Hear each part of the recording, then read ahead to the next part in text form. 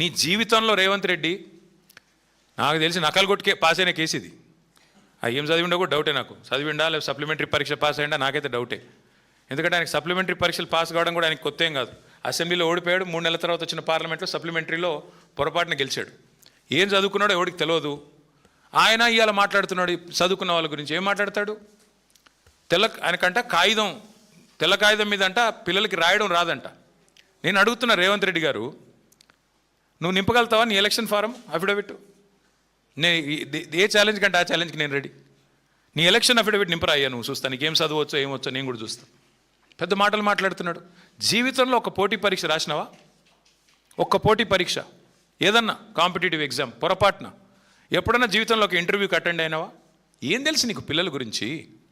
మేము కష్టపడి చదువుకున్నా. నేను కూడా జీమాట్ రాసిన, జిఆర్ఈ రాసిన, జవహర్లాల్ నెహ్రూ యూనివర్సిటీ ఎంట్రన్స్ రాసిన, ఆల్ ఇండియా ఎంట్రన్స్లో సీటు సంపాదించి పూనాలో పోయి చదువుకున్నా, అమెరికాలో పోయి చదువుకున్నా. ఎంతసేపు ఏడుపులు తప్ప వేరే వాళ్ళ మీద. ఒక్క ఇంటర్వ్యూ అటెండ్ అయిన ముఖమా నీది? ఒక్క పోటీ పరీక్ష రాసిన ముఖమా? పోనీ ఒక అప్లికేషన్ రాసే తెలివి ఉందా? నకలు కొట్టి పాస్ అయినవి గోడల మీద సున్నలు వేసుకుని బతికినోడివి. నీకే ఇంత ఉంటే మరి పిల్లలకి ఎంత ఉండాలా?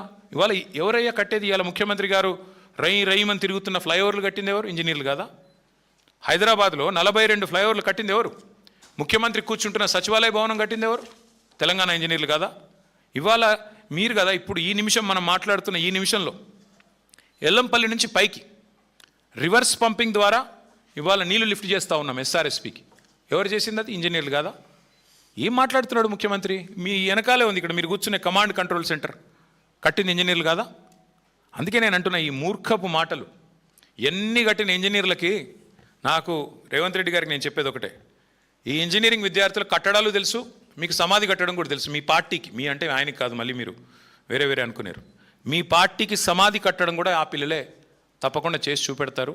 నేను ఇవాళ గడ్డం వేణు తరపున, ఇవాళ రాష్ట్రంలో నిరుద్యోగుల తరపున స్పష్టంగా రాహుల్ గాంధీని రేవంత్ రెడ్డిని అడుగుతా ఉన్నా, సమాధానం చెప్పు.